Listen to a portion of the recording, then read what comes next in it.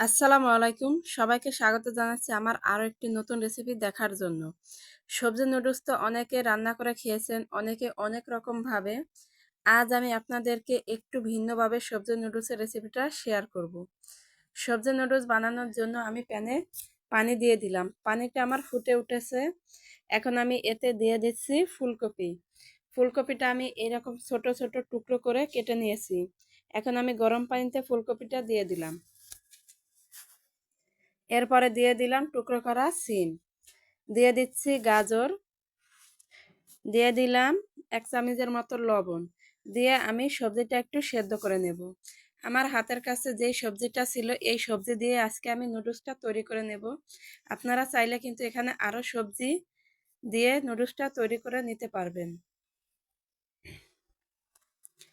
সবজিটা আমার সেদ্ধ হয়ে গেছে, এখন আমি এতে দিয়ে দিচ্ছি নুডলস।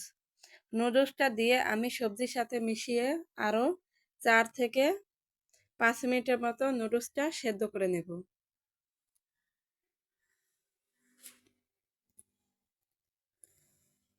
নুডলসটা আমার প্রায় সেদ্ধ হয়ে গেছে। এখন আমি চুলা থেকে নামিয়ে নুডলসটা গরম পানি ছেঁকে ঠান্ডা পানি দিয়ে ধুয়ে নেব। এরপর প্যানে দিয়ে দিলাম অল্প পরিমাণে তেল। তেলটা গরম হয়ে গেলে আমি এখানে 2টা ডিম ভেঙে দিয়ে দিচ্ছি। এরপরে দিয়ে দিলাম অল্প পরিমাণ লবণ, দিয়ে আমি ডিম 2টা ভেজে নেব। ডিমটা আমার ভাজা হয়ে গেছে, এখন আমি একটা বাটিতে উঠিয়ে নিচ্ছি। এরপরে ডিম ভাজা তেলে আমি দিয়ে দিচ্ছি একটা চিকেন সসেস। চিকেন সসেসটা আমি এরকম পাতলা করে কেটে নিয়েছি। এখন আমি সসেসটা একটু ভেজে নেব। সসেসগুলো আমার ভাজা হয়ে গেছে, এখন আমি উঠিয়ে নিচ্ছি। এরপরে ওই তেলের ভিতরে আমি আরেকটু তেল দিয়ে দিলাম।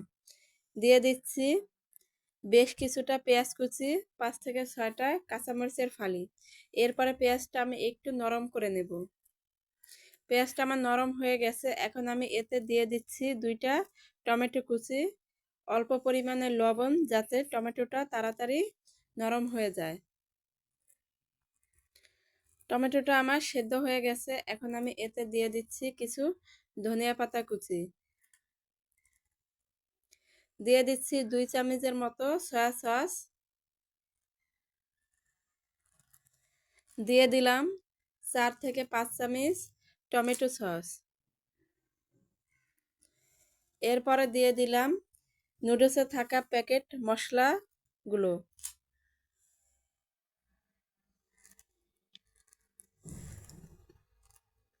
এখন দিয়ে দিলাম সিদ্ধ করা নুডলসটা, দিয়ে আমি এতে দিয়ে দিচ্ছি অল্প পরিমাণে লবণ, স্বাদের জন্য দিয়ে দিচ্ছি 1/2 চামচের কম টেস্টি সল্ট, দিয়ে আমি মশলার সাথে নুডলসটা একটু মিশিয়ে নেব।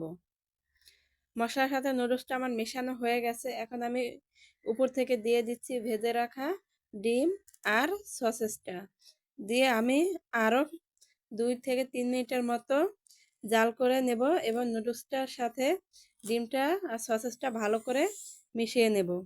তাহলেই হয়ে যাবে আমার আজকের খুবই অল্প সময়ের মধ্যে সবজি নুডলস। আশা করছি আমার রেসিপিটা আজকে আপনাদের ভালো লেগেছে। এই নুডলসটা একবার খেলে প্রত্যেকবার এভাবে রান্না করে খাবেন। আর নিয়মিত ভিডিও পেতে চ্যানেলটি সাবস্ক্রাইব করে রাখবেন। আর কেমন হয়েছে অবশ্যই কিন্তু আমাকে কমেন্ট করে জানিয়ে দেবেন। আল্লাহ হাফেজ।